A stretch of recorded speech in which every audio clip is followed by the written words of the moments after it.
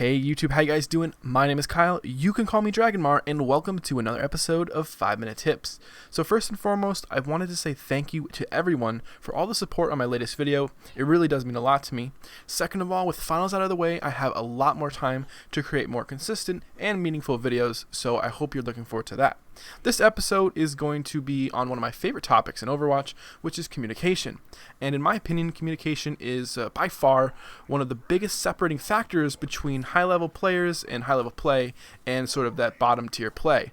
And sort of as you move up in the ranks, and as I've experienced and as many others have experienced, you're going to notice that there's kind of a lot more communication. And with Overwatch, in my opinion, being one of the most team-based games that I've ever played, communication was a skill that I knew that I needed to master, or else I was pretty much destined to fail. Now, it's kind of my turn here to share some of the tips for communication and specifically making callouts that I've learned with you guys, so please enjoy. Alright guys, so with the first two tips, we're really starting off with the basics. Now, you want to always be in team chat and in the team voice chat. And you have to remember not to stay in your group chat because at the end of the day, you're just hurting your team, right? So if you can't use your microphone to communicate or talk, or you just don't want to talk, it's still equally important to be able to hear your teammates for those crucial callouts during the game. And then my second tip is to try to be as sociable as possible. And I know that everyone's a people person, and you know, it's hard for some people to talk, but I personally have forced myself to say hello to everyone in every single match I go into, and I feel like there's this psychological reasoning to it, right? And I feel like if I say hello, I sort of open this door with communication, you know, for my team and to me, and it sort of builds like this trust and makes them like me and puts some weight in my opinions because I do sort of take that in-game leader role. And I feel like I do this just by saying hello and just by starting a conversation with people, and it's honestly worked wonders for building kind of some team chemistry. So I really do suggest saying hello to your teammates. If nothing else, it might make someone's day a little bit better. Alright guys, so for the third tip, it's a little more detailed, and it's about making callouts. And as I said, and as you may know, callouts are extremely important, especially at high level play and for people who want to get much better at the game. Now callouts, if you don't know what they are essentially a form of communication to bring awareness to a situation during a match with your team. And oftentimes a callout is going to answer the following three questions: who, what, and where. And an example of a good callout on, let's say, King of the Hill on Nepal would be the following: enemy Lucio, half health, behind the pillar on point. And so as you can see, I answered all three of these questions within about 5 seconds, and you have to remember, callouts are extremely useful for a few situations, like bringing attention to either a dangerous or important situation. So something like an enemy healer with low health, that's something you want to call out, or a flanker, you want to call that out. And also it's important to let your teammates know which enemies have ultimates. That's also something that's really important to call out.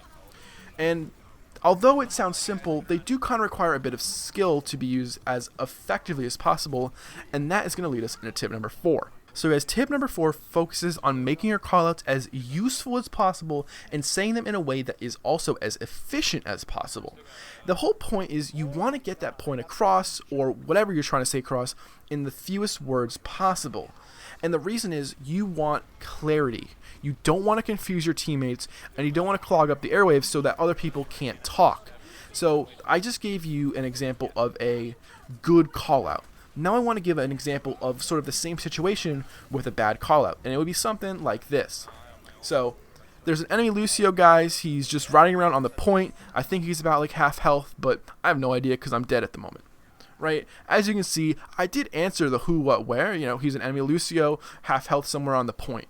But it just took too long, and it was a little bit unclear at some points what I was trying to get across.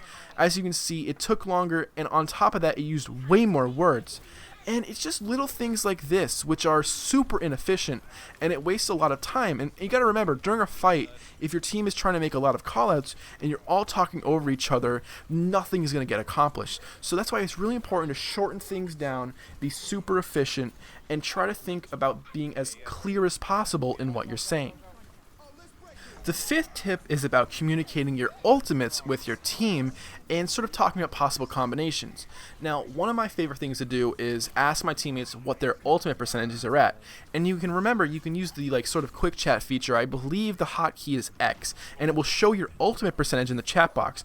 And this is a great way to sort of figure out where everyone is at, so you can sort of communicate with your team and figure out when you can best use these ultimates, and also if you should use them together or use them separately. And don't be afraid to ask this kind of stuff, right? Because it's really important that you know exactly where everyone is so you can best plan your next move. Alright guys, tip number 6 is about making structure out of nothing, specifically when there's no leader. And my suggestion is to always ask your team, what's the plan?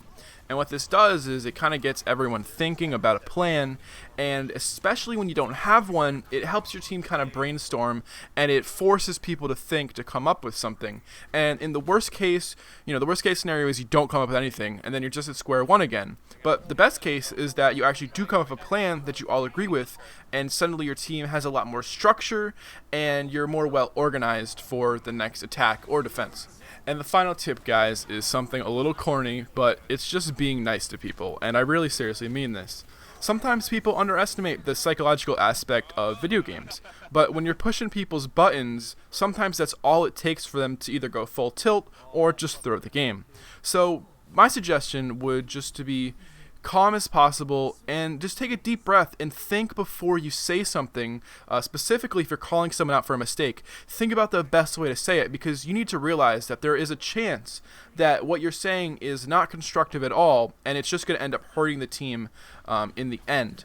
So let's say you have a Hanzo on the team, right, and he's not doing anything.